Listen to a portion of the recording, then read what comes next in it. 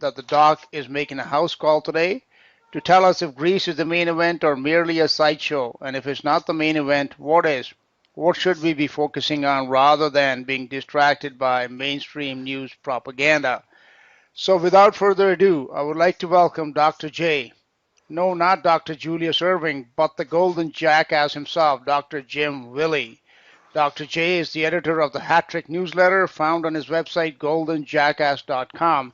Hello and welcome, Jim. Oh, it's good to be back. It's like a never-ending hemorrhage, you know. The Greek exit, Grexit. It's a never-ending hemorrhage, and that's the best way I know how to describe it. But it's worse than a hemorrhage.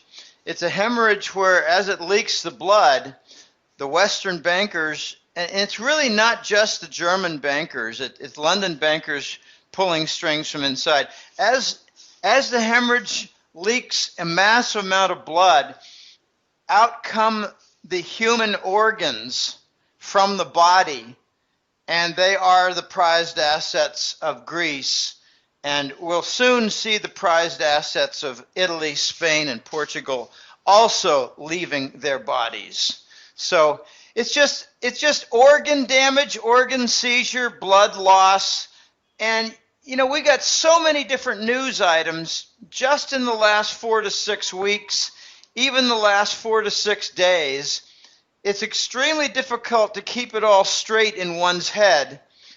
We got news, for instance, yesterday that the finance minister of Germany, Schäuble, I don't know how exactly to pronounce his name, Schäuble, he announced that the Greek debt could be defaulted on and they'd still remain in the euro. I mean, I heard from The Voice about a month ago, and he said that every effort is being made in Germany and the Euro Central Bank to make the Greek payments on debt service. So, hey, it's okay. There's no such thing as a default. We can't let that happen because the dominoes would happen, the contagion would take root. We can't let Greece default, so don't worry, the creditor will make your payments. Can you imagine not making your car payments or your house payments, and the bank or the car dealer, you know, not the dealer, but the car manufacturer that funded your loan, or the bank that funded your home loan, they say, oh, don't worry, we'll make your mortgage payments. Oh gosh, this is beyond absurd. We're at a point now where the Greek parliament is threatening to, I don't really know, take action. What action? Do they even have the authority to get out of the European Monetary Union and to discard their connection with the euro currency and to default on their debt? Do they even have the power to do that? Or is the European Union an organization of slavery states that have no sovereignty? That's how absurd it is getting right now. This is the theater of the absurd, Jim. And so, like, you know, with this QE that everybody does, like, you know, why can't the ECB just print up the interest, which is only like $1.6 billion, and pay itself, right? I mean, well, let me suggest something even more absurd. Why doesn't the Athens-based Greek central bank print euros to make their payments? I know, why not? Well, the United States does that. Why don't they just follow suit? Why doesn't Athens and Greece do exactly what the Federal Reserve does? No one wants to buy the United States government debt. There are no legitimate investors anymore. Why doesn't Greece do the same thing? They have the authority to print euros. They have a central bank. They're part of a union. That's what the privilege is. Why doesn't it become even a greater theater of the absurd? Now, this is going to end badly, and the funny part now, Dash, is that I don't think it will end. I think it will become just far more absurd, whacked out absurd, beyond anything you can imagine. When I heard that they can, the German finance minister said that they can default and stay in the euro. No, this is whacked out. They want to default in order to remove the shackles, ball and chain on the Greek leg. They want to get rid of these people. They want to get rid of the bankers. They want to get rid of the exploitation.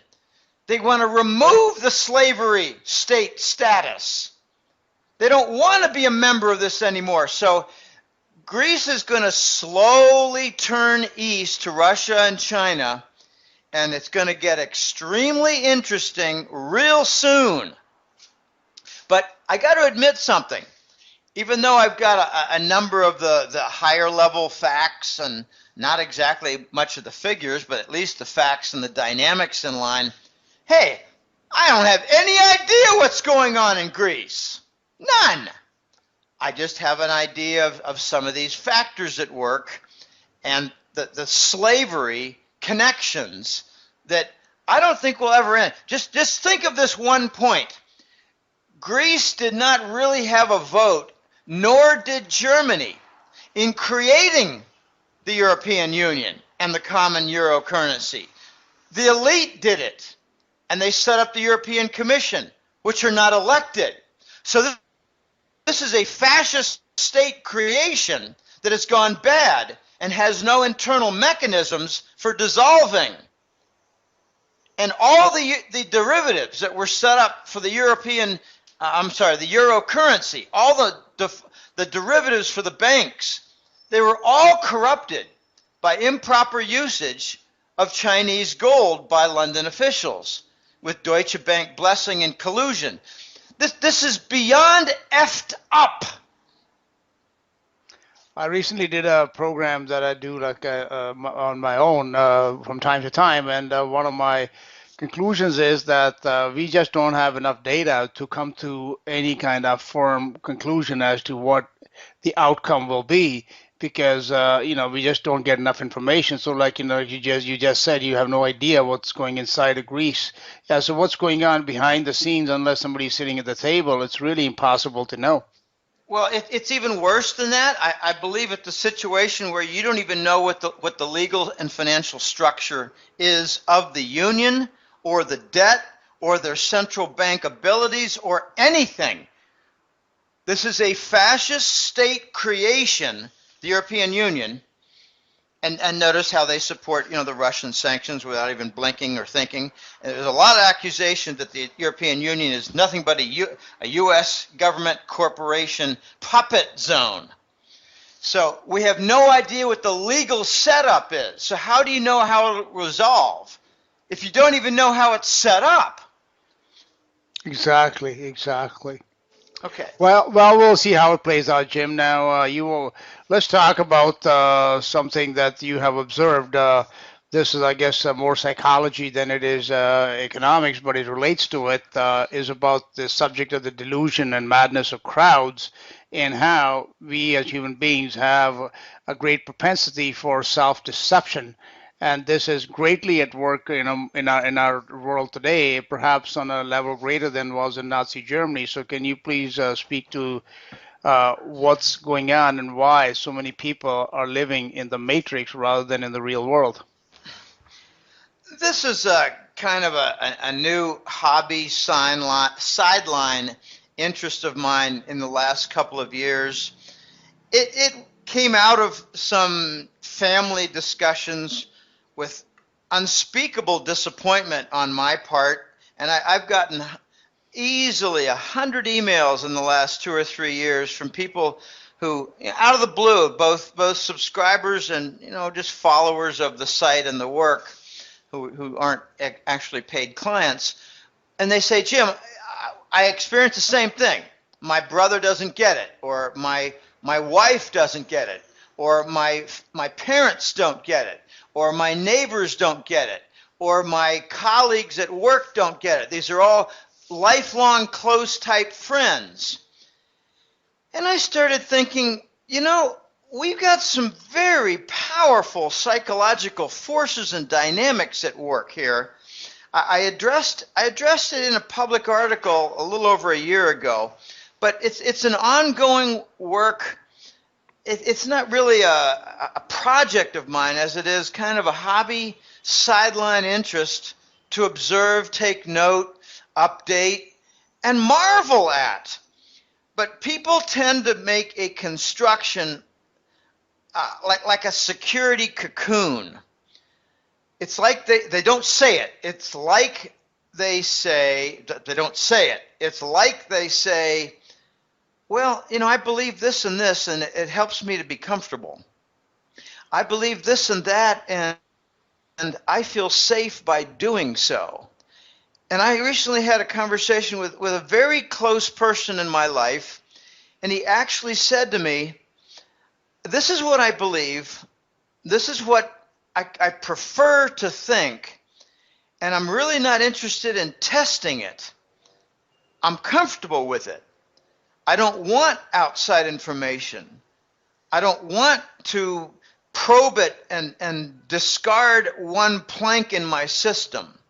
I'm comfortable with it. And I said to him, that sounds the exact opposite of what a scientist would do. And he said, well, I'm not a scientist. And I said, I know, I am. So if I've got a structure, we call it constructs in marketing research, which is a very scientific type entity. If I've got a belief and it's part of 10 beliefs, and I see a string of events, a sequence of events occur that contradict it, I start to move very close and actually sometimes discard that constructed plank. So that construct goes out the window, and then I say, all right, well, what's really closely related to that? I just gave up on that notion. No, that's not how most people think. They form psychologically safe assumptions like, well, the system works. Well, the government is out to protect my interests. Well, the military is there to protect our borders and security. Well, Wall Street is there for capital formation, and they're an efficient cog in the system. Wrong on all counts. So you've got acceptance of motives for the leadership of the nation and the maker of rules, including Wall Street. Well, how does that all factor in if you've got a coup d'etat of the government by the bankers, the Federal Reserve, the military, what I call the syndicate, the elite syndicate? We've got delusion and madness of crowds. We've got ignorance that fits like a dovetail in this. Well, I don't know much about finance, economics. I don't like the politics. I think they all promise a bunch of horse manure. But I just go to work and try to get along. And but I don't know what's really going on. And I hope it all works out well. The U.S. always seems to come out on top. I mean, this is delusion horse shit. And there's another element that fits like a cog into all this psychological delusion and madness, and that's the innate aggression of the human species. I've got people like even I got smart people that I know who I've known a long time, and sometimes they cross family borders. They say things like, the U.S. always comes out on top. I believe that we'll come out smelling just fine. The 0% has always stimulated in the past. It's always resulted in something positive. We always seem to come out of it. And I say, well, didn't the industrialization of China remove that element, that dynamic? We've got a tremendous lack of interest in things related to finance, economics, and politics. You can't just hope for the best, play no role in it, study only what's fed from the mainstream news, and expect to come out unharmed. I told some people very close to me in my life that you've got a Citibank account. You've got a lot of money sitting in it. These are precisely the banks that if a bail-in takes place with a derivative collapse, precisely the banks that are going to lop off 30% of your account balance. I've come to conclude something, and this is, I think, a very interesting type of conclusion. We know at the micro level what the Stockholm Syndrome is. For instance, you've got a bank robbery, and a whole bank is surrounded by 30 different, it's taken over by 30 different criminals holding submachine guns and hand grenades, and they've got 80 hostages inside the bank, including bank officials, and there's been a standoff for 3 days, and you've got the FBI and SWAT teams surrounding the building, and after a while, the victims start to sympathize with their captors. Well, they come out and make a statement. The spokesman of the hostages makes a statement. It's carried by the press, and they say, well, you do have some political prisoners in the U.S. military prisons. You've got other prisoners, and they're all mistreated. They're being beaten up. They're not even charged. And you get the sympathy from the victims, from the hostages, toward their captors. That's what I call the micro Stockholm Syndrome. I'm starting to think now, and I'm well along in this type of thinking, that we've got a macro Stockholm Syndrome. And the macro syndrome goes like this. The whole nation is stuck inside the borders. They're stuck inside the U.S. system of rules and regulations. They're stuck with their jobs. They're stuck with their savings. They're stuck with their pensions in the system that's all dollar-based. So they start to sympathize with the Wall Street captors and say, well, I'm not going to remove my money from J.P. Morgan or Citibank, Citicorp. I'm not going to remove my IRA from the system, because if I did, I'd probably damage the system that I'm in. I'm not going to invest in gold, because wouldn't that really undermine everything about my job and my savings and my pension? That's the macro Stockholm Syndrome, named after Sweden, where a famous case happened, I think about 25 years ago. We even had, the Symbionese Liberation Army. Patty Hearst, yeah. Patty Hearst, and that was when a lot of publicity came from not only sympathy with the captors, but joining them after some sense of brainwashing. So, is the U.S. public vulnerable to brainwashing from the press, with the base psychological framework being their vulnerability to the system for their jobs, pensions, and savings? And I think the answer is yes. So I think we've got a macro Stockholm Syndrome going on, and I'd just like to conclude on this topic that this is the brave new world. This is 1984.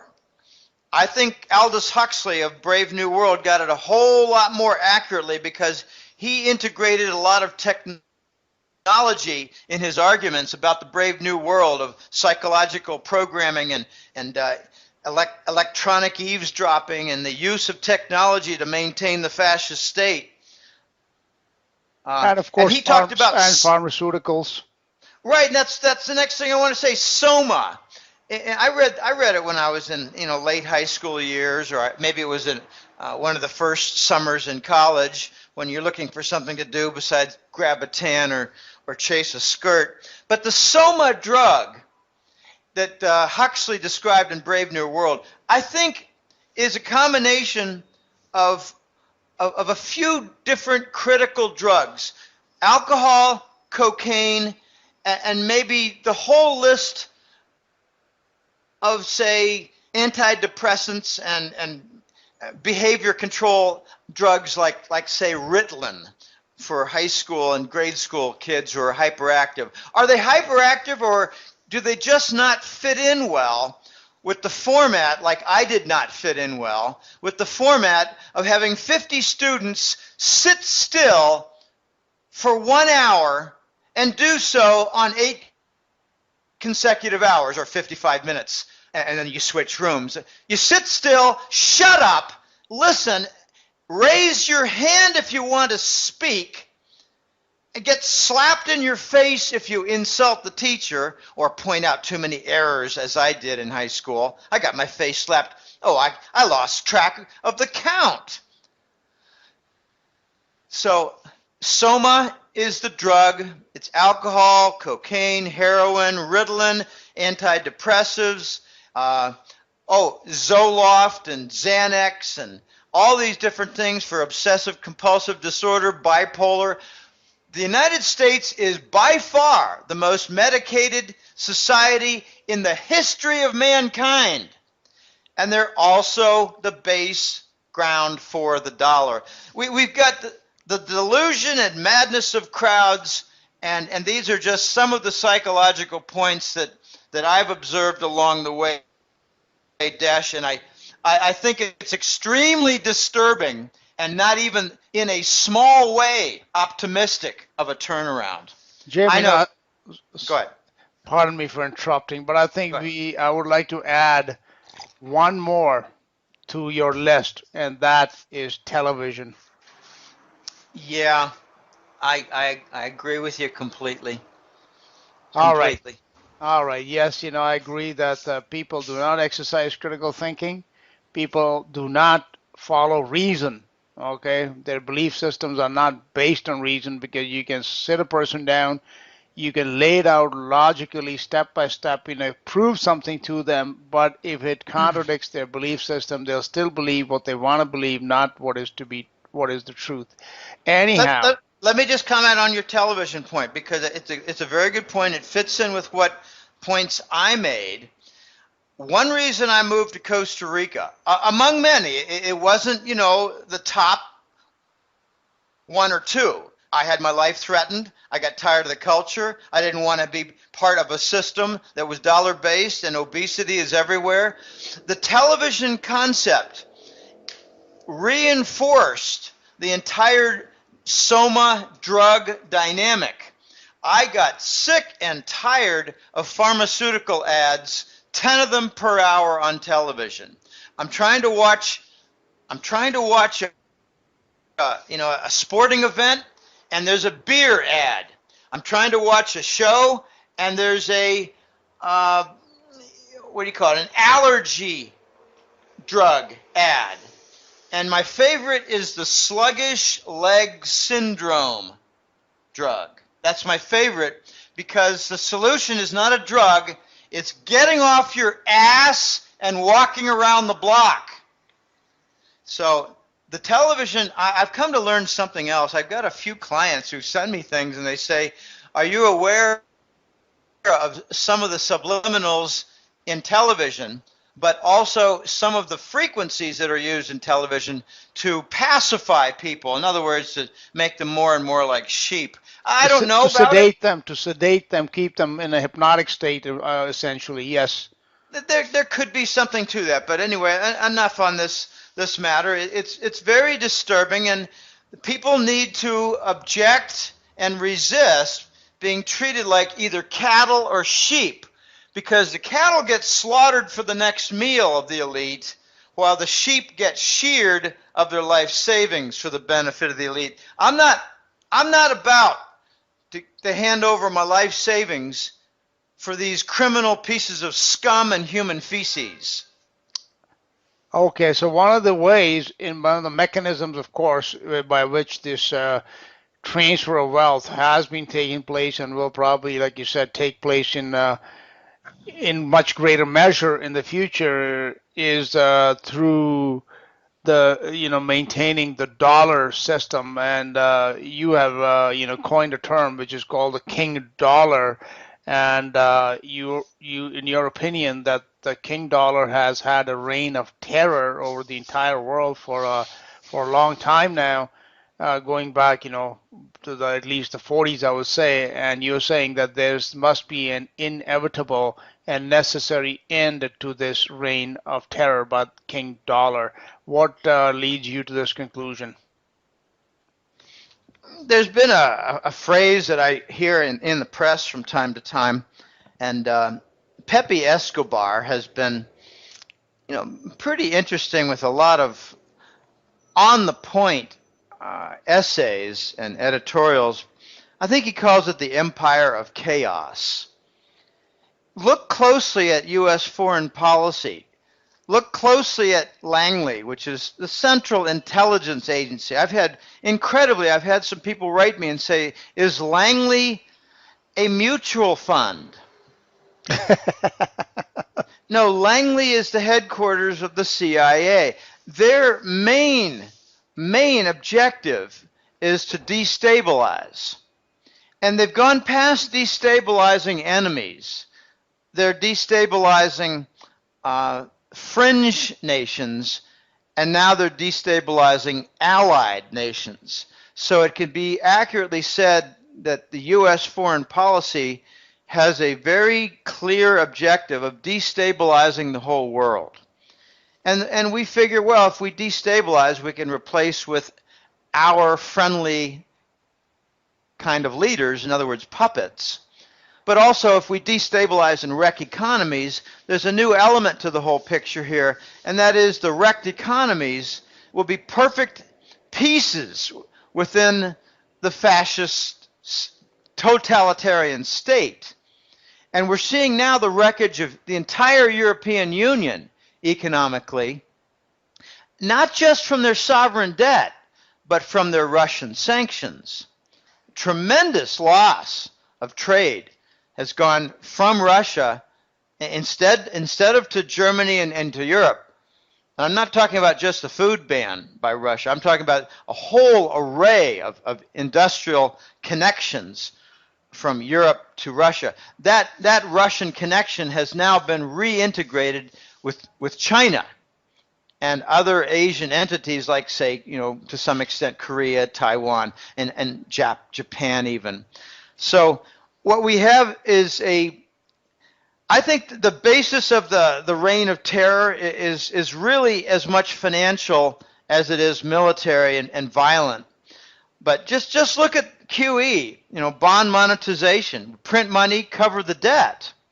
Well, that's what Zimbabwe does. I mean, we really need to understand that we're trying to glorify hypermonetary inflation when it is the standard method of African and third world nations for their central banks. They print money and cover their debt. It leads to wreckage in every single case. But we're doing it at the U.S. Fed, and we call it good, and we call it stimulus. Stimulate what? Well, it's the backdoor Wall Street bailout. It stimulates their portfolios because the Fed, like a big garbage truck, picks up all the Wall Street treasury bonds and mortgage bonds and stuffs it in the Fed portfolio balance sheet where nobody will ever purchase them again. So it's like, the Roach Motel ends at the Federal Reserve. So we're printing money and we're forcing the death of capital in the process. I keep saying it in almost all my interviews.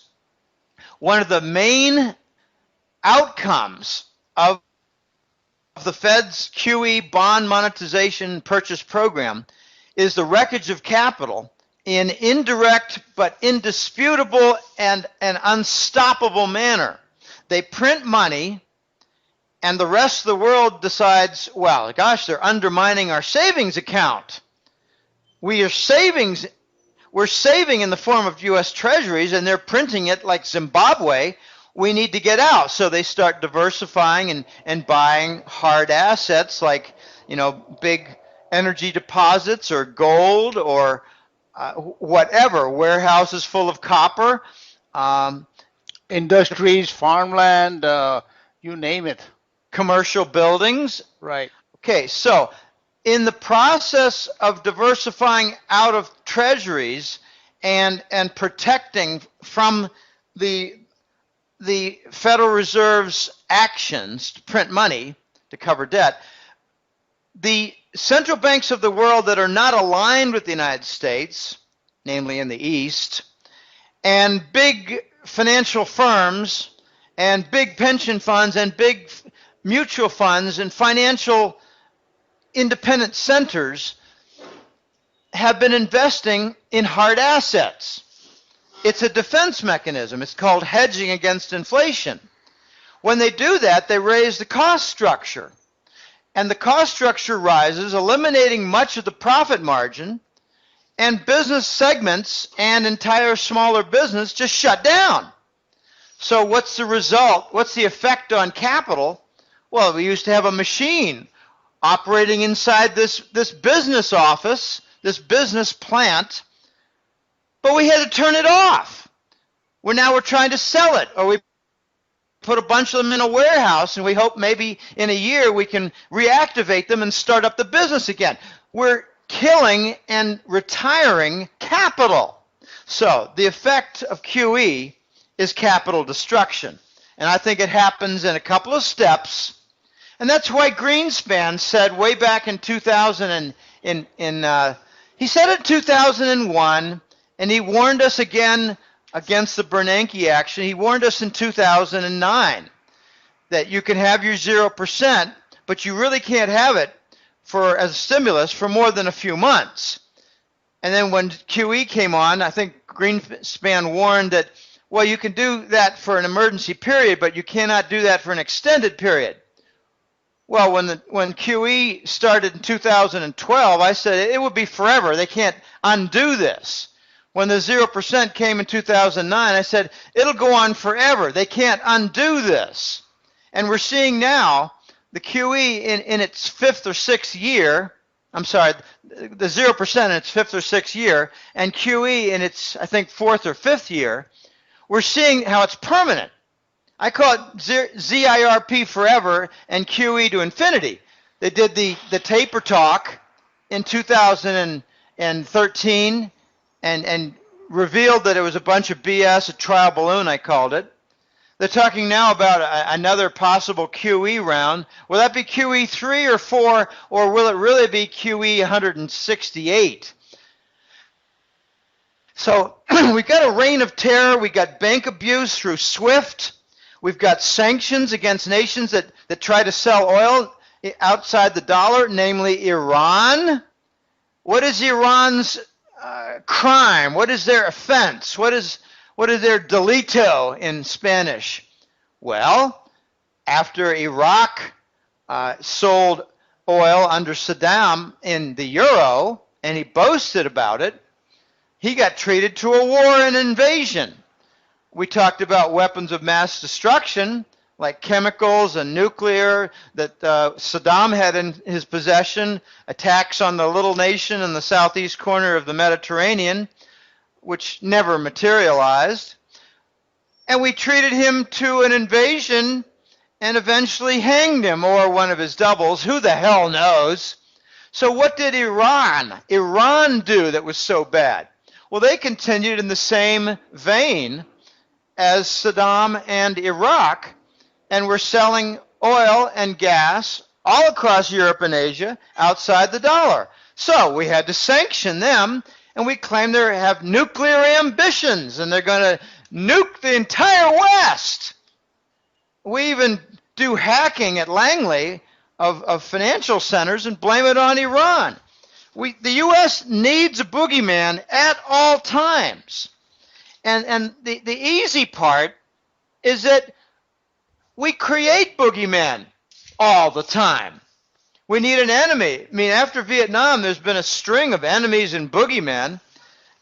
Oh, my gosh. So we've got unsupportable pigs' sovereign debt along with unsupportable treasury bond debt. The printing press is supporting them both. Since when does Italy deserve a 1%, or I don't care if it's 1.6 or 2, but since when does their debt deserve anything below 10% on their bonds? So we've got lost allies here and extreme isolation coming, I think, for the United States. Watch Germany flip eastward. I mean, we're seeing a lot of bond chaos, sudden moves from lost liquidity in the treasury bonds, and some lost liquidity even in the German Bunds, which is their equivalent of the Treasury bond.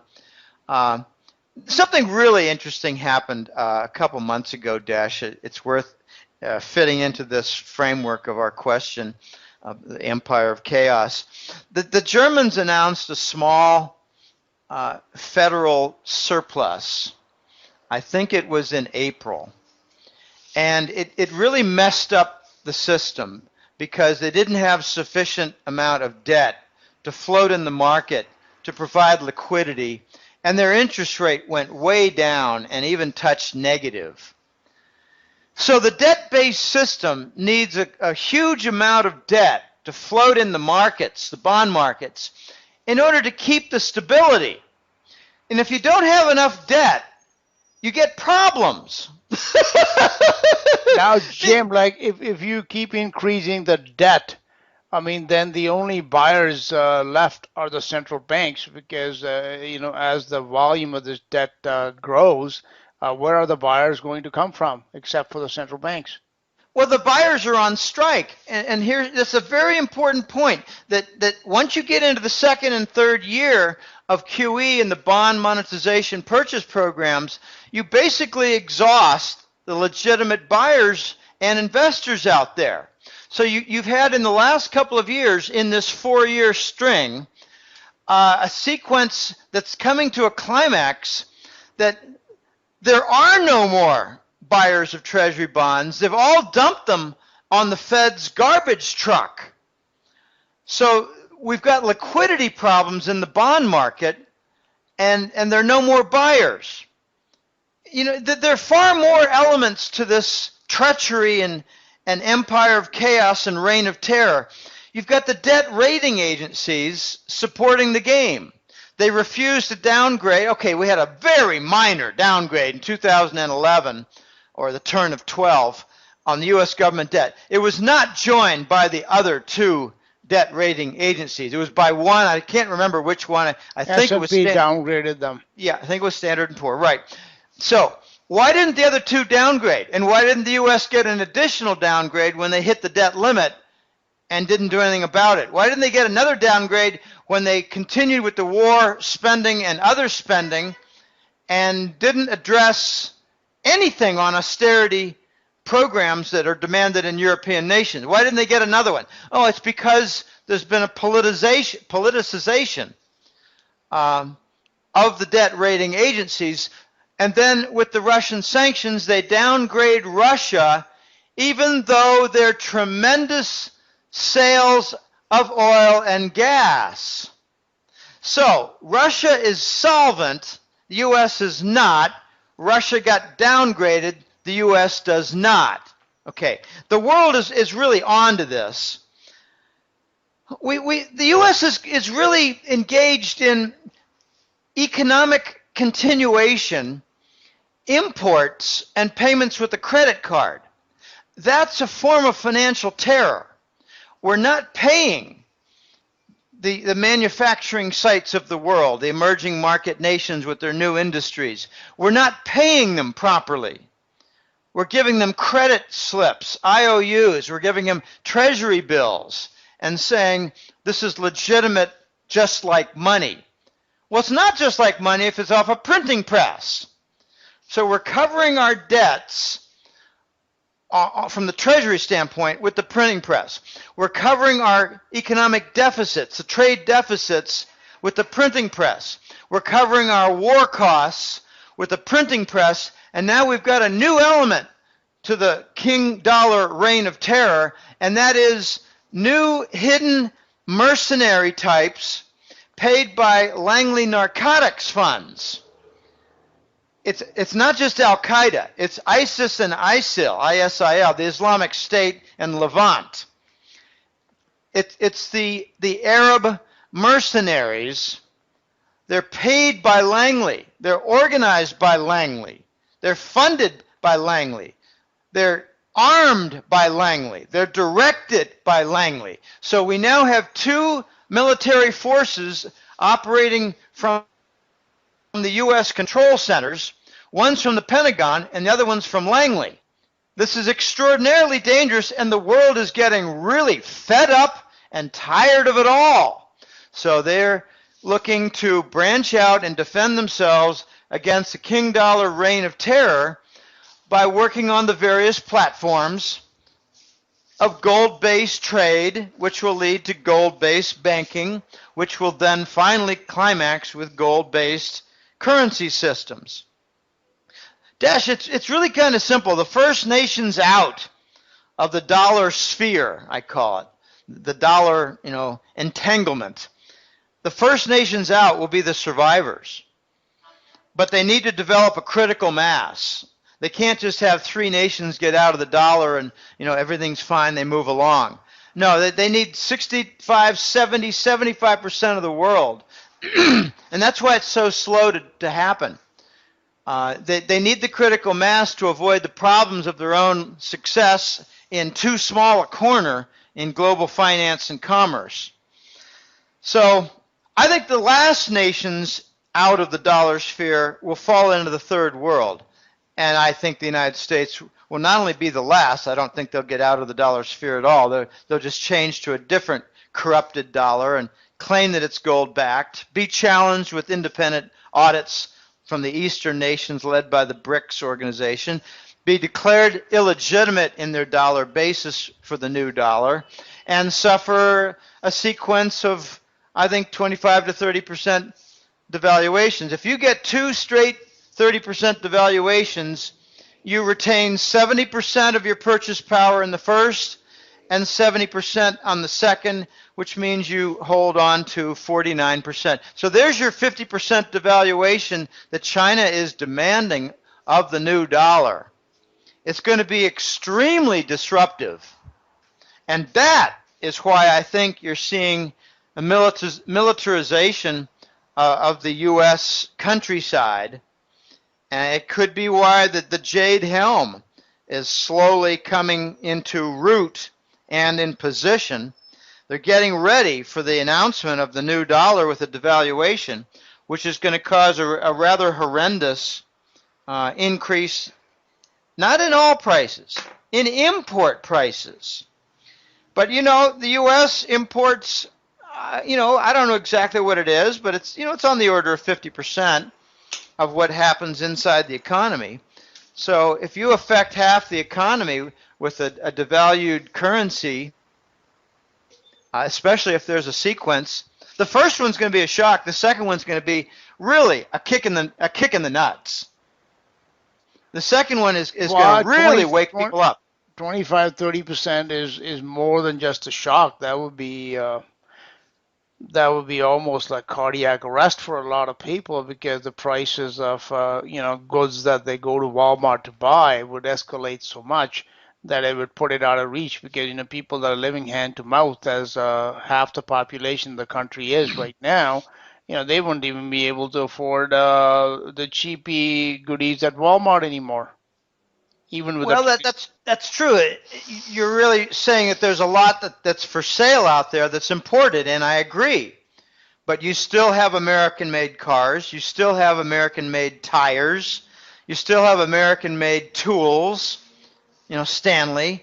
You still have a lot of American-made, but the phenomenon is going to start to become known that the American label still has a lot of interior components that are not U.S. made. For instance, Chrysler has a higher ratio of engines made in Asia, like Japan, than any of the other car makers. So what's inside that U.S. labeled product? Foreign components. A lot of foreign components. All the Apples, iPads, they're made in China. They're made with some rather significant harsh conditions too inside China. I forget the name of the conglomerate that makes not just Apple products, but a lot of other products. So it will become not just more expensive suddenly, but subject to criticism that, well, that's really not American made. It's an American label. Apple is the best example of that. But there are a lot of other examples. I mentioned the Chrysler cars. Lee Iacocca, one of his big contributions was was innovative design and a wider wheelbase, and they called the K-frame. This is back in the 80s, and it was all well and good. But take a closer look, and you saw imported Japanese Mitsubishi engines. Mm-hmm. So this is going to become a very big point because you change the dollar and you make it so. What's going to force this? Well, with the King Dollar reign of terror, a lot of nations are going to say, we'll export to the U.S. economy, but we're not going to do so with Treasury bill payments. And now a really interesting phenomenon is coming, and it's well along. All companies inside the U.S. who have business with the Chinese firms, like Walmart, like Staples, like Target, like Sears, the Chinese are telling them, you're going to have to pay us in RMB, the Chinese renminbi currency, the Chinese yuan. So we're already starting to see the dollar kick to the curb in trade. I think it's going to become a global phenomenon where, say, all the BRICS and the alliance nations, someday, I don't know when it's going to happen, could be 2 months from now, could be 12 months from now. I don't know. It's not 3 years from now. We're much closer to climax time. But these nations that produce things for the U.S. economy are going to start saying, we prefer that you pay us in RMB, the Chinese currency, and not the U.S. dollar. Why? Because the Federal Reserve is printing it. Because you've ruined it. It's become toxic. And we're going to, by the way, change the dollar-based reserves in our banking system into Chinese bonds and gold. This is how the dollar goes away. The exporters to the U.S. economy declare they don't want the dollar anymore because it's turned toxic from the Federal Reserve's monetary policy. And I think it's going to be a transitional platform system, the Chinese RMB. I'm getting more and more emails from very smart clients and some colleagues that say, we just might see the Chinese RMB push the dollar out for global trade payment system and be in place as the replacement reserve currency for more than maybe a few months, like maybe a couple of years, as we have a longer transition than what I expect toward the gold standard coming back in trade, which I think is going to start with the gold trade note as letter of credit. And that'll replace the Treasury bill. I mean, if you're a Korean buyer and you want to bring in a bunch of oil for supplying your nation's economy, base crude oil, you pay for it with Treasury bills. I think that's going to change before long. I think they're going to start paying in RMB before long. And watch Saudis and the Gulf Emirates. They're making step by step closer movements toward paying for oil in RMB. And that's how the dollar starts to fade away or lose its global reserve status, because immediately these banks, like in Korea, are going to say, we don't need to store Treasury bills here. We're not buying oil with it, and we're not buying products from it.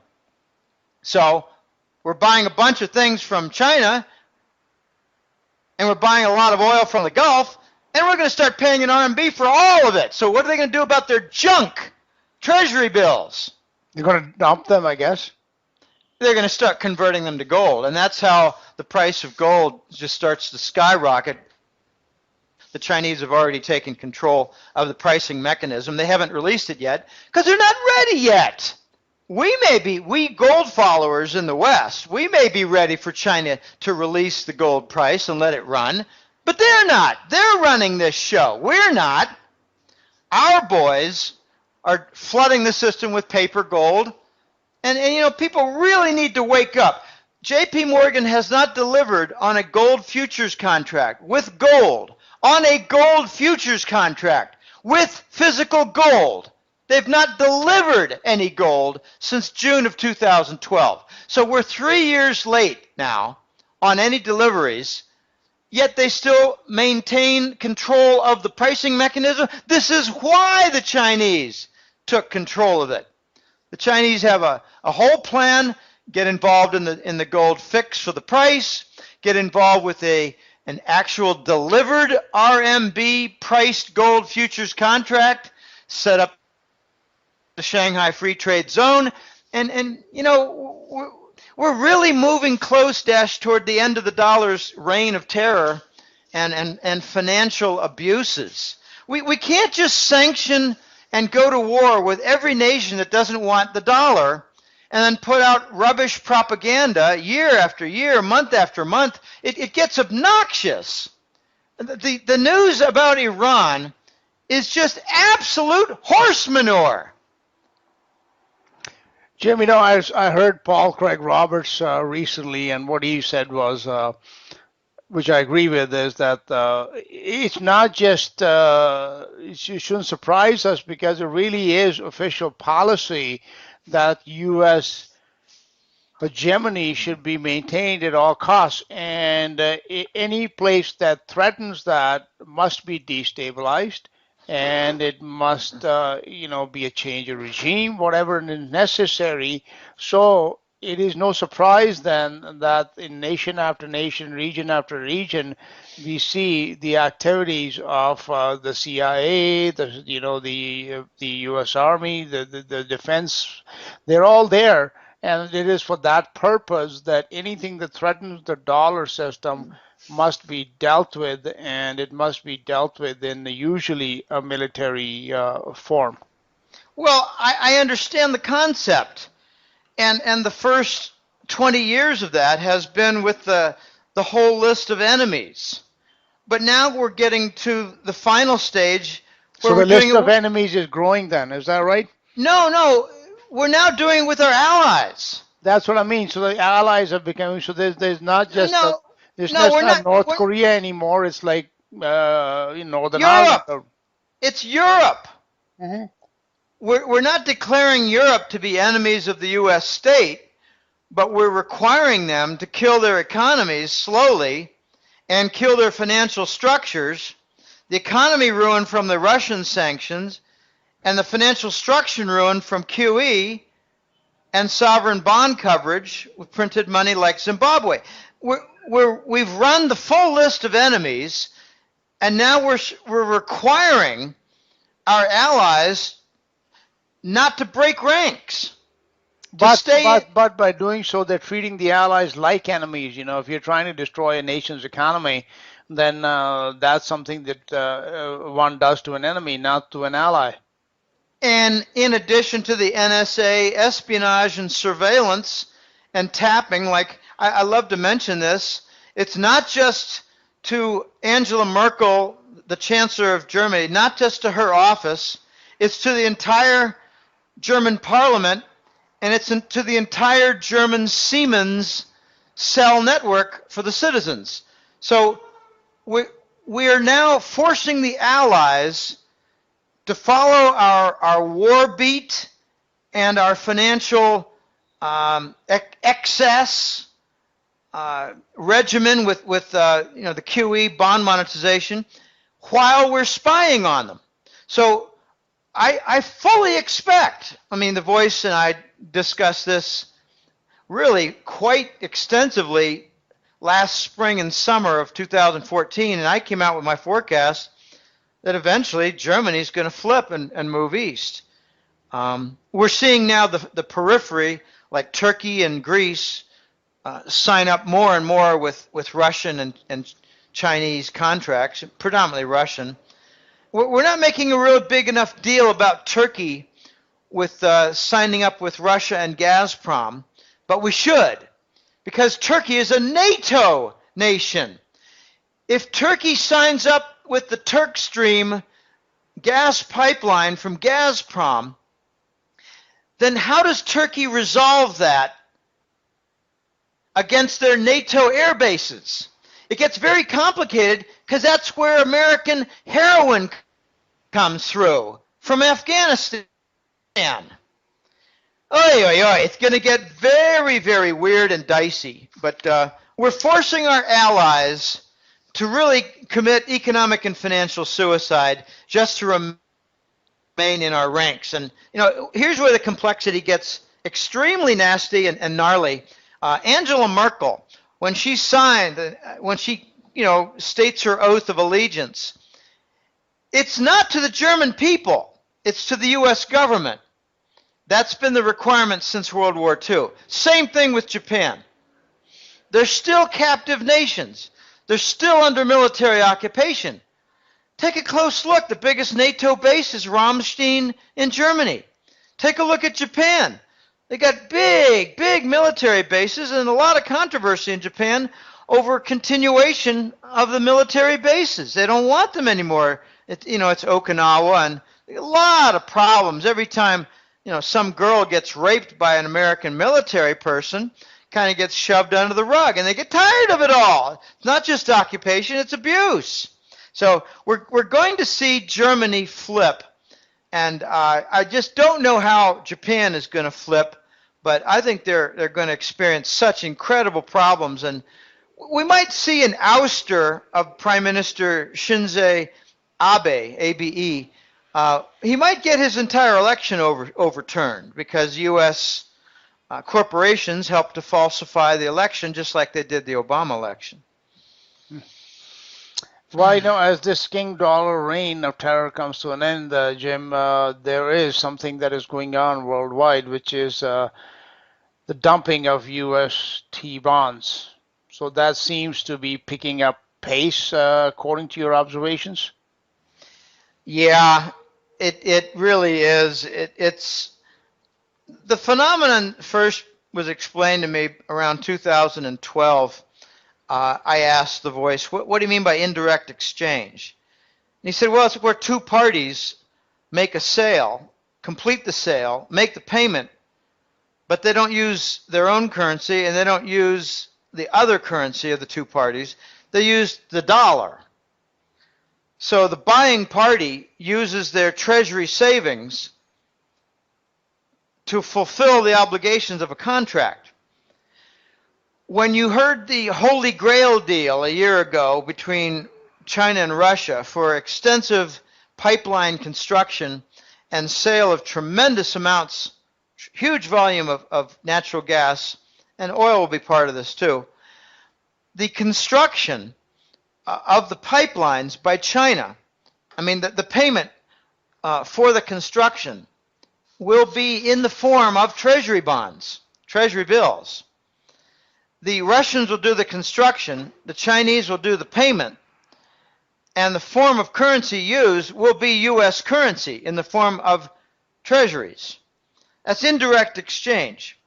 When the Chinese go in and have a big deal with, say, Nigeria for establishing some port facilities and making some railways and hospitals, schools, and community centers, it might only be a couple billion, but they do it with treasury bonds. So that's one way of dumping them then.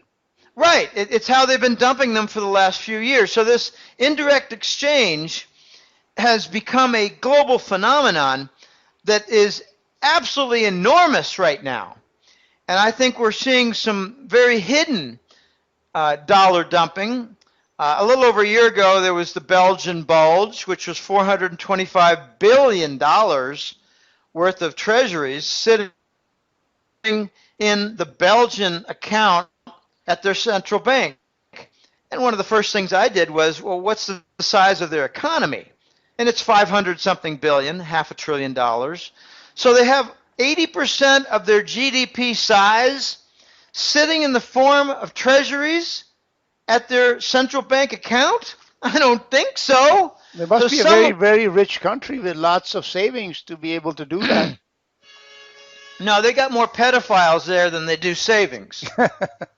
That's where the Parliament is, and the European Union commissioners are located. Their offices are there. The luxurious offices for the unelected European commissioners that run the new European fascist state.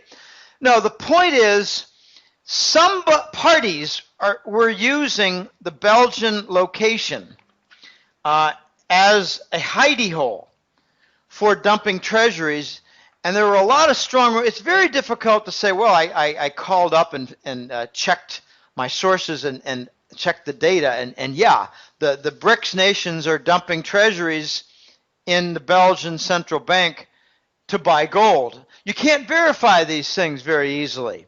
What you do is you increase the suspicion level with adjoining concomitant supporting information. And while we're at it here on this topic, Cyprus had another angle entirely, and it was another indirect exchange that could maybe better be described as dollar dumping in favor of gold buying. So the Russians weren't buying assets. They weren't, say, investing in, say, Turkey or Greece for port facilities or businesses and using money they had in Cyprus.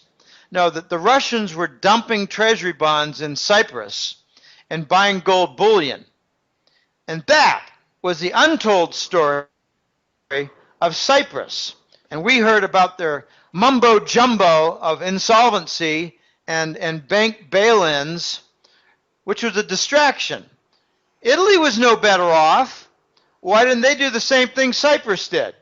Because Russia was not using it as a dumping ground for treasury bonds in their indirect exchange of the highest order, namely buying the asset called gold. So we're seeing foreign capital investment on a very widespread scale being used for energy-related capital and capital formation, construction for the future. I mean, Chinese industries and cities are going to benefit in the next several years from Russian gas out of Gazprom. And it's all being laid out in the pipelines now for future economic benefit with treasury bonds paying for the capital investment. This is non-standard capitalism. we have liquidity largely having vanished. Not totally, but I heard a figure that compared to 2 years ago, the treasury bond volume in daily activity and trading is down 60%. So therefore you have more vulnerability and price movements for the treasuries. You have the Fed, the last resort buyer, lapping up every Tom, Dick, and Harry's financial corporation, financial firm, and their treasury holdings. Now, notice that the big holdouts are the pension funds in the United States and the insurance firms in the United States. They've got too many treasury bonds. So they could be dumping for the next 15 years. They can't dump quickly. If you're a mutual fund and you've got, $6 billion sitting on account in treasuries, you can get rid of $1 billion every other month. If you've got a lot larger treasury holdings, say in a pension fund like TIAA CREF, or huge corporate pension funds or groups of them managed together, you can't dump those treasuries so easily. So we're in the middle of a lot of chaos here. And with the, I got to point this out. These are very important points. We've covered it before, but we're touching on negative rates for bank accounts, negative rates for repo, the repurchase. Think of it as short-term loans by financial corporations, including companies. A 2-week loan on $250 million, a 3-week loan or a 10-day loan on $1.5 billion. And they post collateral. They're posting it in treasuries. Well, it's becoming such a flood that the Fed wants to discourage it, and they're doing so with negative rates. So the repo and the reverse, it gets very complicated, but the repos are starting now to touch negative. And I think the Federal Reserve is doing negative repos, reverse repos. The word is reverse repo. They got it wrong. I think what the Fed is saying is we don't have someone posting treasuries for a short-term loan in cash, but we've got the reverse of that. namely the Fed putting money into the system with imaginary assets being posted. In other words, hidden QE volume, reverse repo. I think reverse repo is nothing but hidden QE additional volume into the system. They're shoving money into the system and pretending that there's some kind of an imaginary asset on the other side. No, they're doing more than that's even posted. And then you've got the dollar swap touching negative. Like my example is you have a French bank and they've got a bunch of redemptions on derivatives. I don't want to get into the details of what derivative, but contracts that are dollar based. It could be related to the petrodollar, linking the crude oil price with a lot of Forex currencies, and mainly the dollar. So a lot of these banks come forward and say we got a lot of redemptions here and numerous redemptions, and that we need dollars to pay the contract holders, and they don't have sufficient dollars, so they're asking the Fed to provide them. And this is happening on such a wide scale that the Fed is saying, well, we're going to start charging a negative rate for that. Unbelievable. So the lower liquidity is like, tide going out. And what does it reveal as the tide goes out? It's not so much mollusks and crabs in the beach that's where the water's gone out. It's the algorithm traders and what do they call them? Flash trading, algo traders, computer traders, high frequency, high frequency, yeah, right, HFT. Well, what exactly is that? It's hard to describe them in just a sentence or two, but basically the high-frequency algorithm traders are Wall Street firms selling to themselves in like a round robin to keep the prices up. There's always a buyer. Well, they keep the prices up. Stop all that, and all the prices come down. Well, on a bigger scale, stop all the Federal Reserve and Wall Street purchases of stocks and bonds, and they all come down 20%. So we've got U.S. pension funds with a lot of U.S. citizens holding their precious life savings in stocks and bonds, and the prices are being supported by QE and Wall Street games. This is all Treasury bond torture. It's not dumping, but it's the opposite of dumping. It's false supports. So we got one side doing widespread dumping, mostly from the east, but not entirely. You got a lot of U.S. firms that have dumped their treasuries to the. Why not dump it at a high price to the Federal Reserve? They're maintaining 0%, which means high price. Dump them.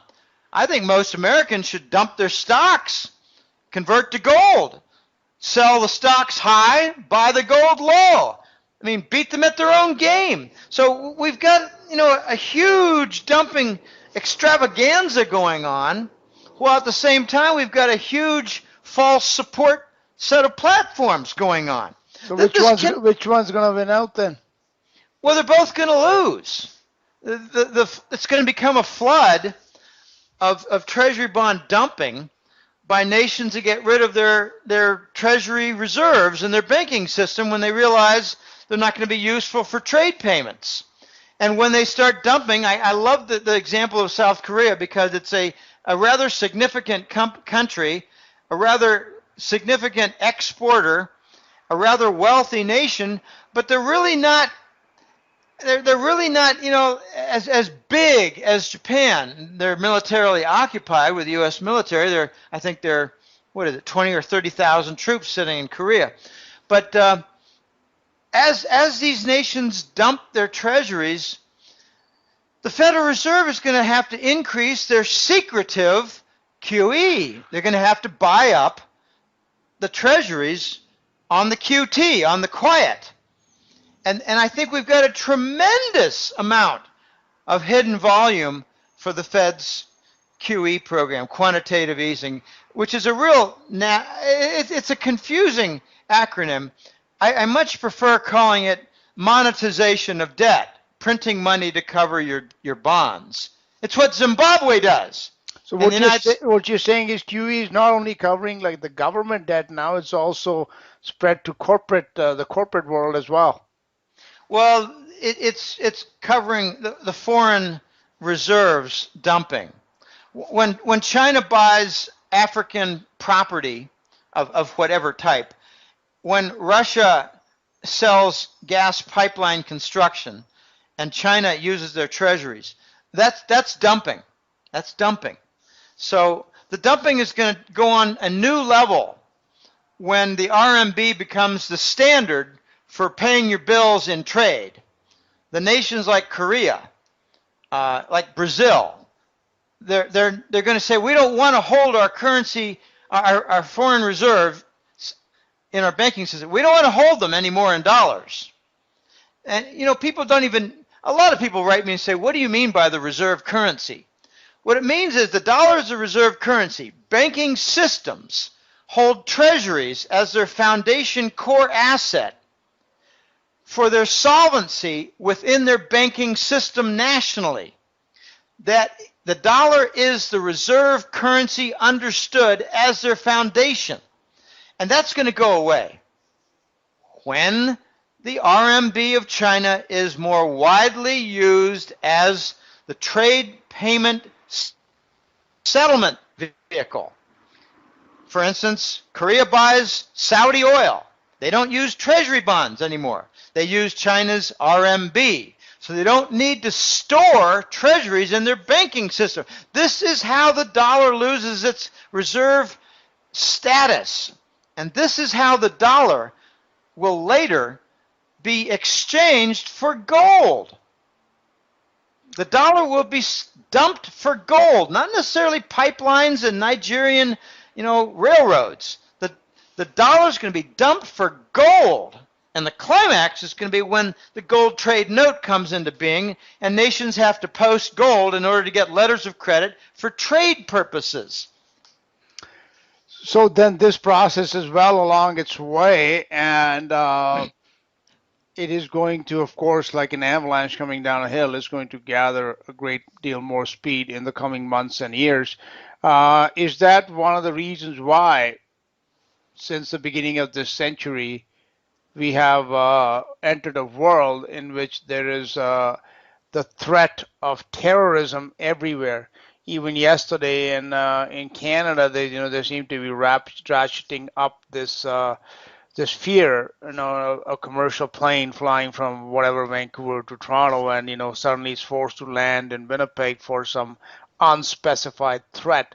So these kind of things are going on much greater. So do you think there is actually a link between the end of the reign of terror of the U.S. dollar and the increase in terrorism domestically and abroad?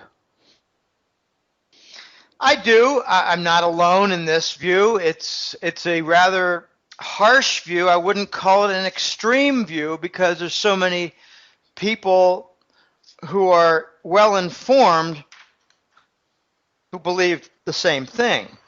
I was first made aware of this phenomenon of using terror and threats to support the dollar when in 2005 South Korea announced they wanted to diversify out of the dollar, sell treasury bonds, and buy whatever else. Maybe they were going to buy Japanese government bonds. Maybe they were going to buy, it wouldn't have been Chinese government bonds because there were very few at the time.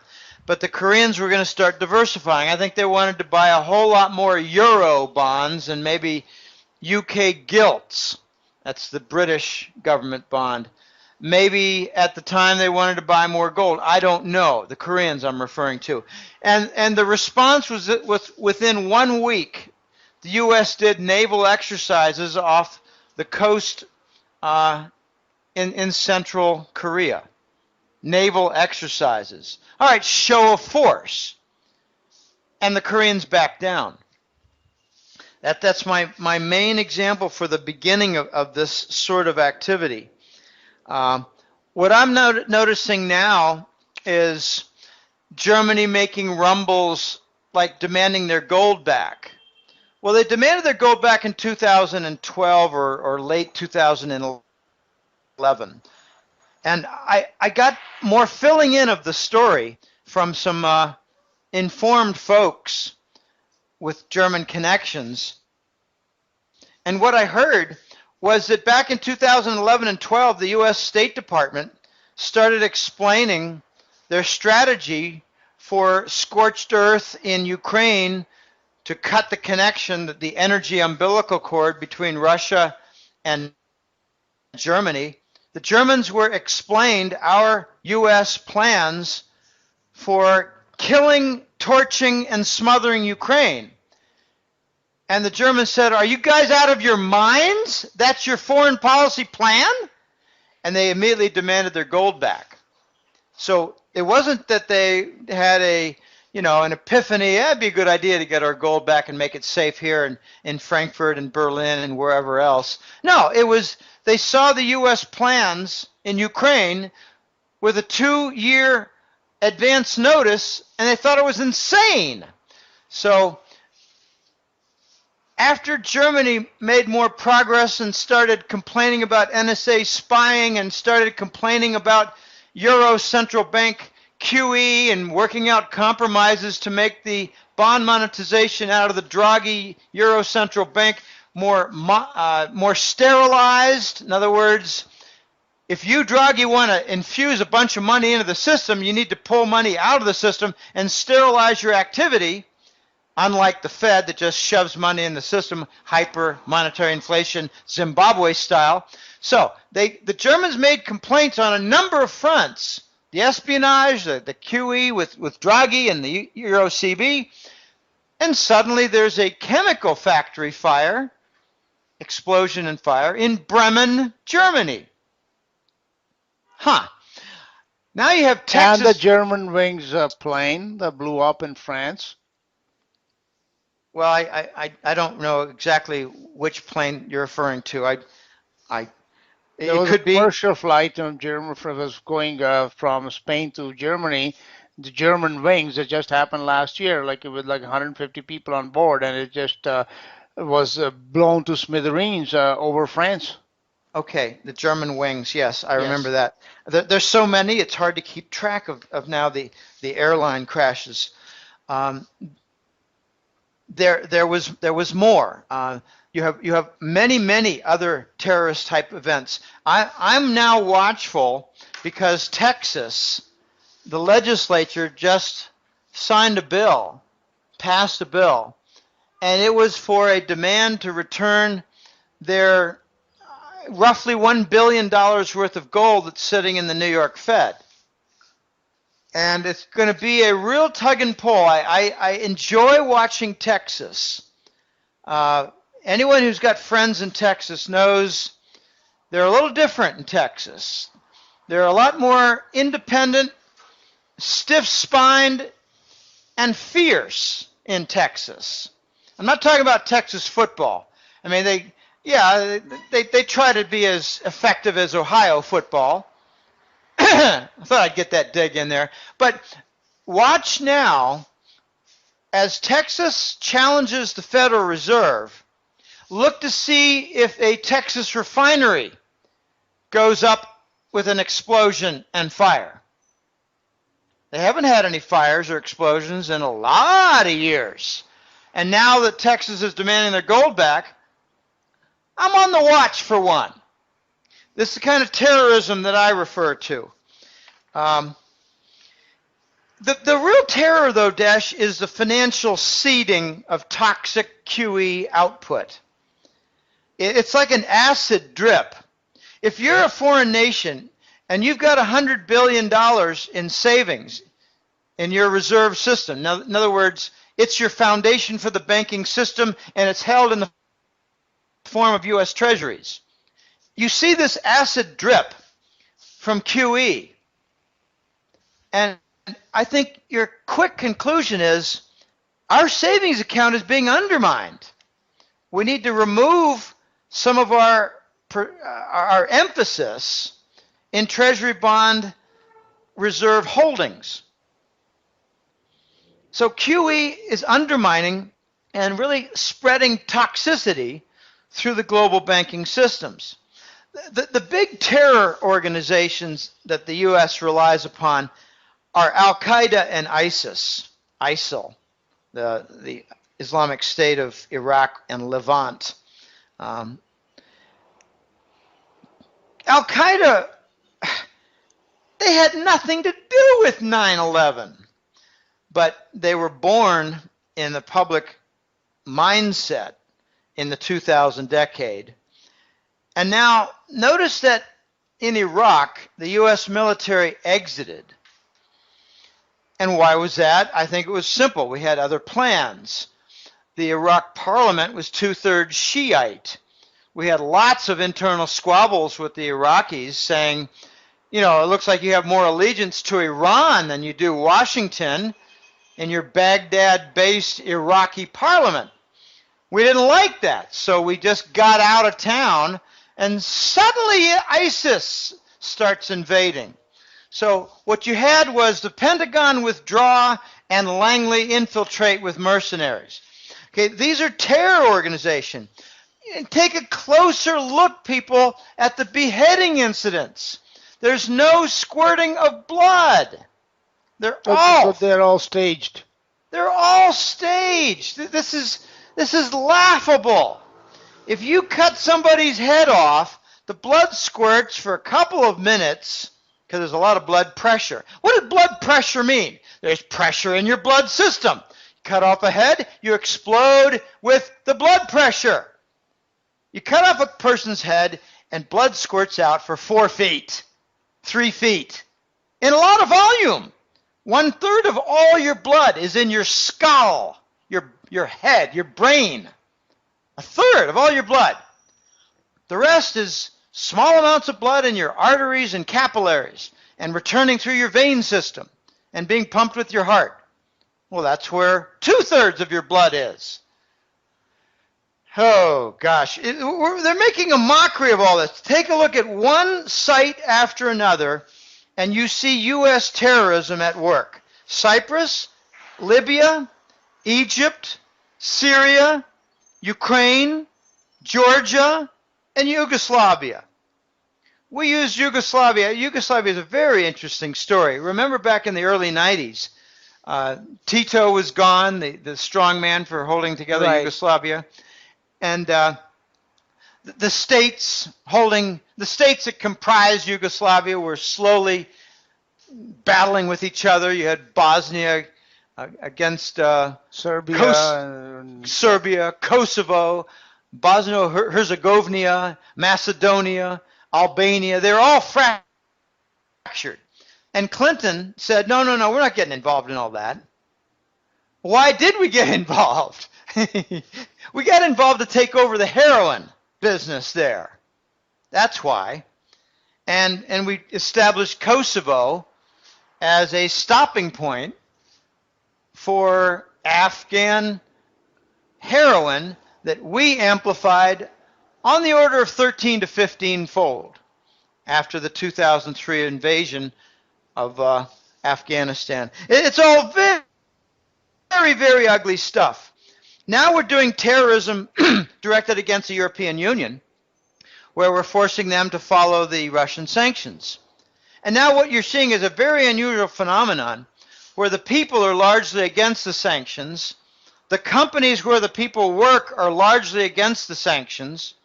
But the political leaders who are really taking orders from the bankers and the central bankers and the elite hidden behind the curtains, they vote for continuation of the sanctions despite the popular opinion. That's a form of terrorism. Mm-hmm. Operation Gladio received a lot of press in the last 10 years. That was Langley-sponsored terrorism, mostly in Italy, but along southern Europe. You know, the Red Brigade. Right. A lot of other organizations. They're all funded by Langley for creating mayhem, chaos. Yeah, they killed that Prime Minister Aldo. Well, they killed a lot of people. I don't care about so much killing the top. I care about, killing people in marketplaces who are trying to buy bread and some fruit. Right. So, the terrorism was sponsored by Langley with Operation Gladio.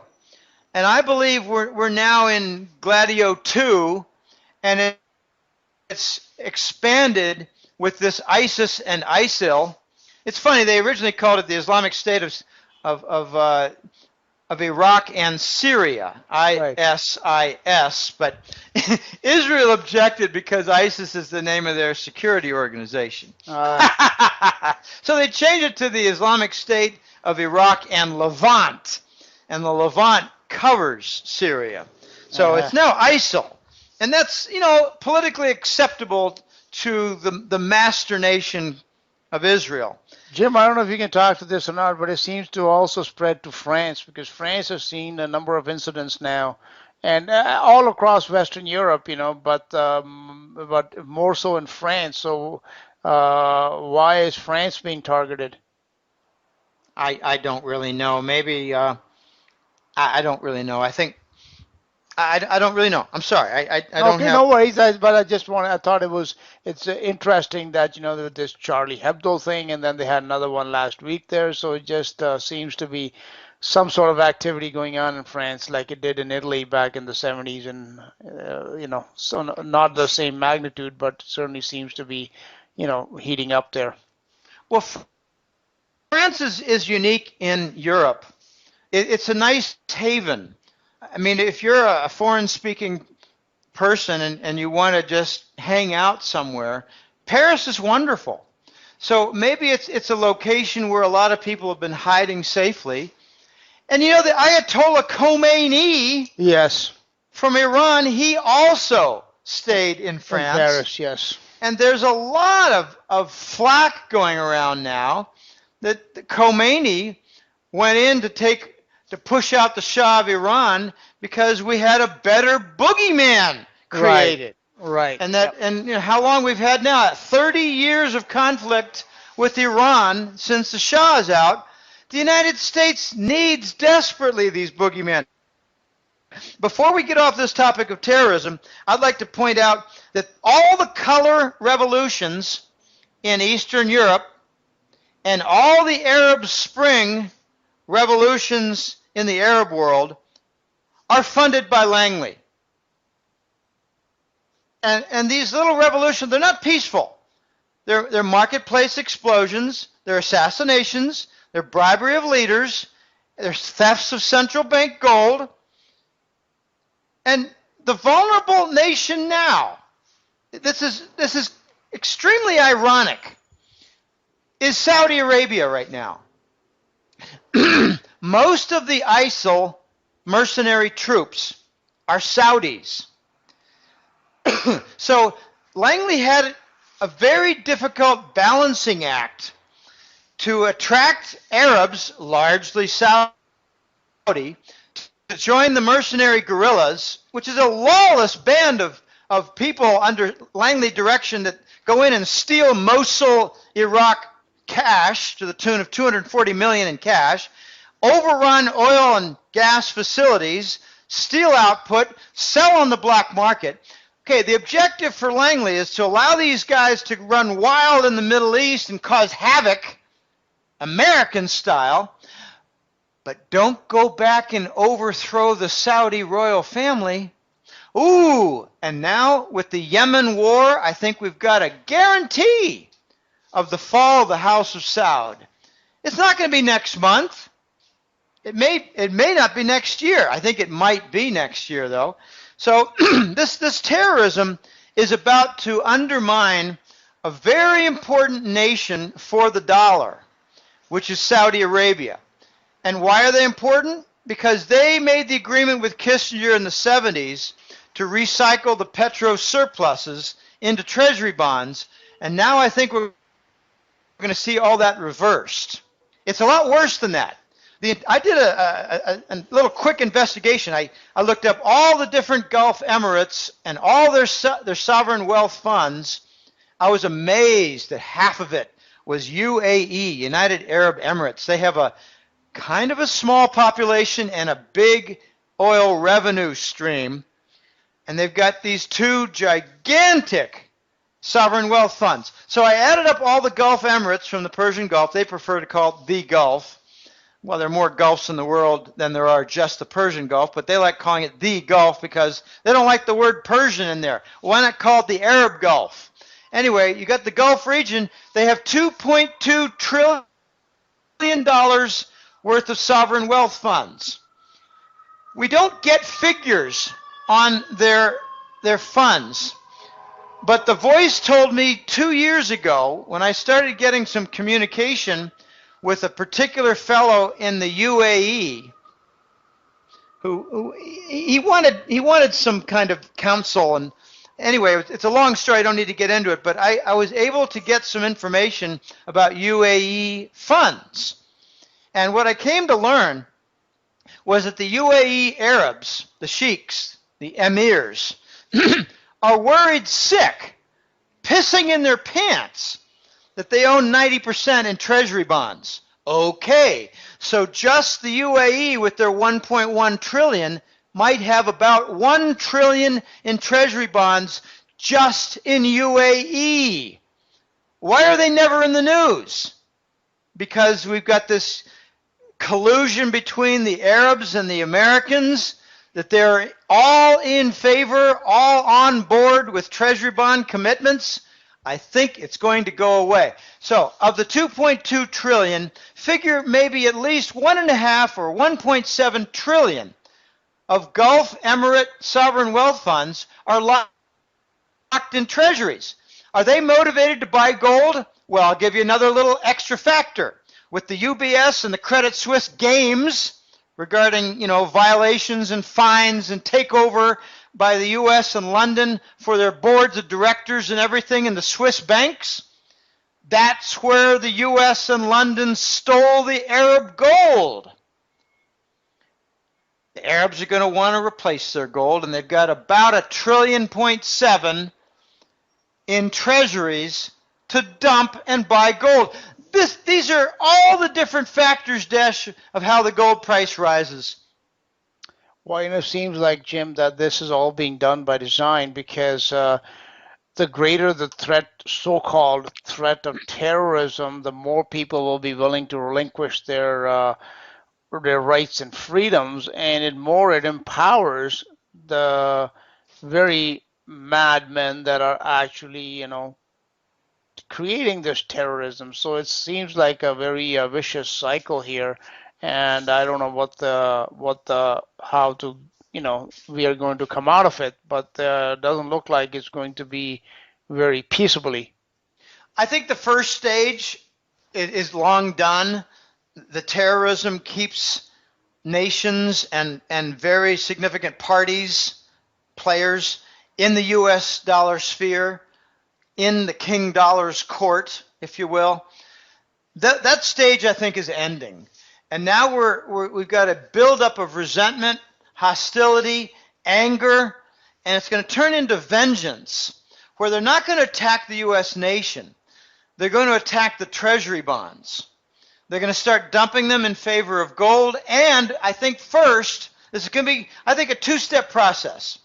They're going to want more Chinese RMB bonds, and they're going to want more gold. But it's going to be very interesting to watch, because it's not just going to be corporations that will try to accumulate RMB Chinese currency for paying their bills on imports. We're going to start to see the nations buy Chinese government bonds, to be sure. That'll be the core for changing the makeup of their reserve systems for their banking. But at the same time, you're going to start to see one nation after another. I think it's going to start with the British or the Italians. They're going to issue government debt in RMB denomination to attract Chinese currency and to eliminate the currency risk to foreign bondholders. So the Italians and British, this is not without precedent. Take a look at McDonald's Corporation and 20 other U.S. and Western-based corporations. They're already issuing Chinese RMB denominated bonds. I'm looking to see when Korea does, and will Japan ever do that? If Japan does, then I think we're going to be seeing the loss of Japan as a vassal state. But there's going to be I think a flood of RMB conversions from treasury bonds, and that'll be the intermediate step before they convert to gold.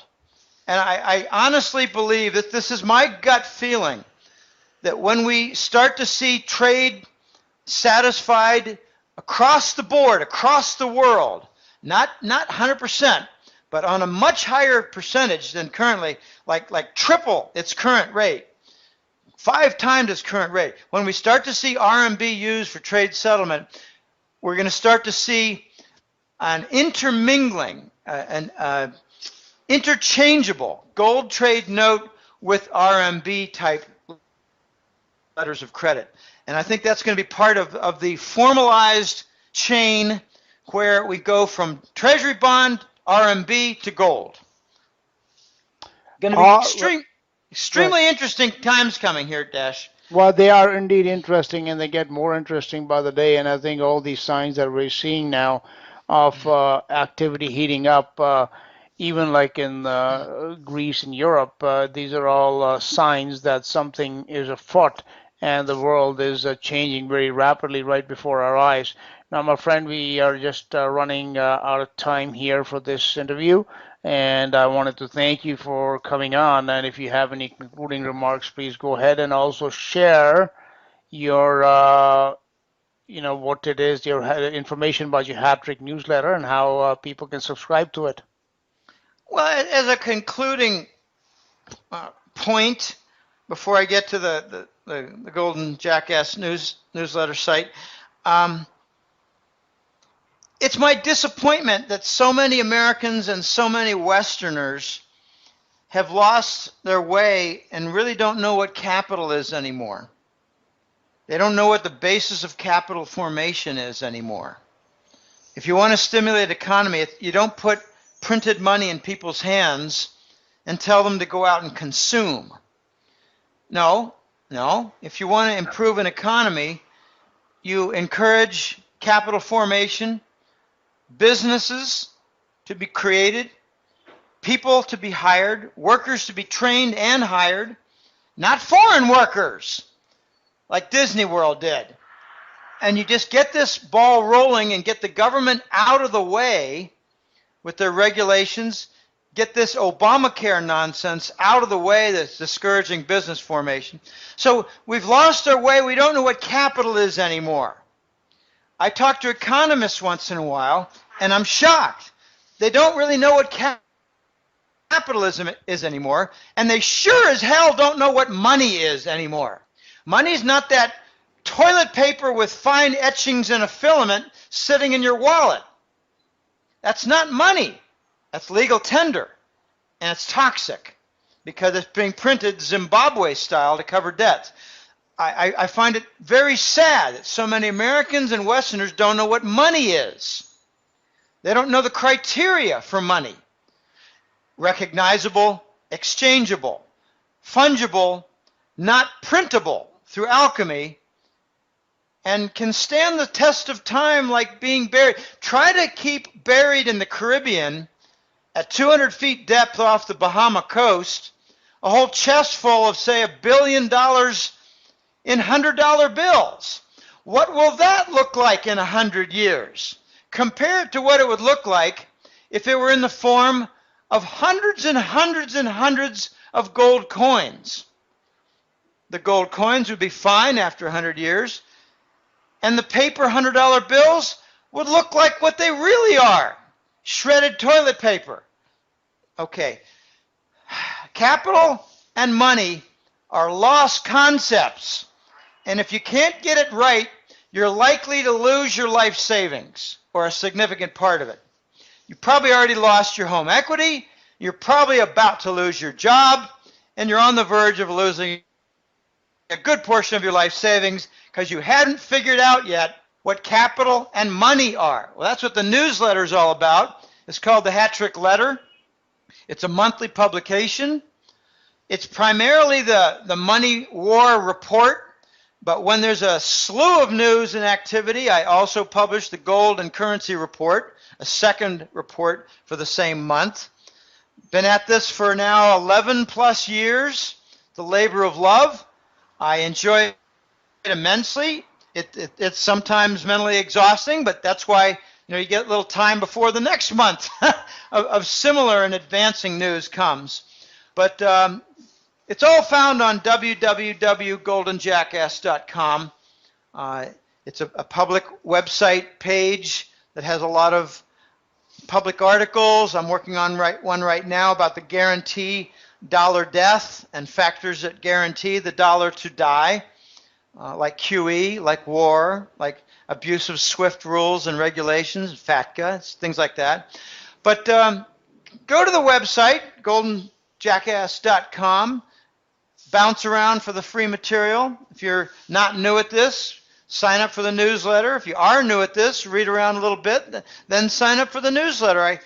The biggest compliment I get from people is, I hesitated for a year or so to sign up for your newsletter because your public articles and interviews were quite informative, but I didn't realize that you tied everything together so well and explained things that were complex, that I had 3 or 4 of my favorite topics and you covered them all in the last couple of months. And I hear that a lot, and it's a nice thing to hear. Get a lot of good reviews of the newsletter. I think it's rather unique, and what I'm noticing is that most of my competitors are either 80 to 90% down in their subscription base, or they're gone. And I had a lot of competitors when I was on the Cambridge House conference tour between 2005 and 2008. I went up to Canada 15 times. It was a wonderful experience, met a lot of great people, met the people who run the Cambridge House, and we had our own little deals. I was always really happy to have dinner rub shoulders with 25 to 30 different lecturers and presenters and newsletter analysts, writers. I made a number of friends. I've kept a few. I let a few go. Had a couple of fights. It was interesting, but this is coming to a climax, Dash, and people need to get ready because the dollar cannot continue in its present form. It's not viable. We're undermining its own future. Absolutely. Cannot disagree with that. Okay, it's a guarantee that the dollar will not be around several years from now. It'll be around in a different form. It'll be a different dollar, and I call it the Scheiß dollar, which is German for shit, refuse, garbage, and flotsam jetsam. The Scheiß dollar's coming. It'll be full of lies and false gold foundation. And right now, the elite in the United States that stole Fort Knox, or, worked out a 0% leasing rate with Rubin. My gosh, if you borrow our gold for nothing, you can do whatever you want with borrowed money that you use it for collateral against. And, oh my gosh, this is a crime scene. Wall Street is a gigantic crime scene. But no, they're in control of the U.S. government, and they make the rules and the laws. Notice the financial regulatory bill, the Dodd-Frank financial regulatory bill. It started out with good motives and good features and clauses in the bill. But then Citigroup and Goldman Sachs took it over with campaign donations, took over the Barney Frank side, took over the Dodd side, Christopher Dodd. Before you know it, Wall Street wrote the financial regulatory bill. Unbelievable. H.L. Mencken got it right, Dash. The U.S. government is the best money can buy. And we're seeing it now with the trade bills, with Fast Track being bought by pharmaceutical money. Sorry, Jim. No, I could ramble on for another hour. It's becoming disgusting, but we're running out of time. All right, my friend, on that note, thank you for coming on. Thank you for taking the time. I always find your information to be very interesting, to say the least, as do the listeners. So I wish you a great day down there, and we shall speak again in the near future. Okay, it's been a pleasure being on, and pardon my elevated voice at time. I get a little emotional, Desh, but this is a labor of love, and I have a passion for justice. I have a passion for efficient systems. We don't have either. Well, it's your passion. That's why we love you, my friend, and thank you again. Okay, pleasure being on. Thanks for everything.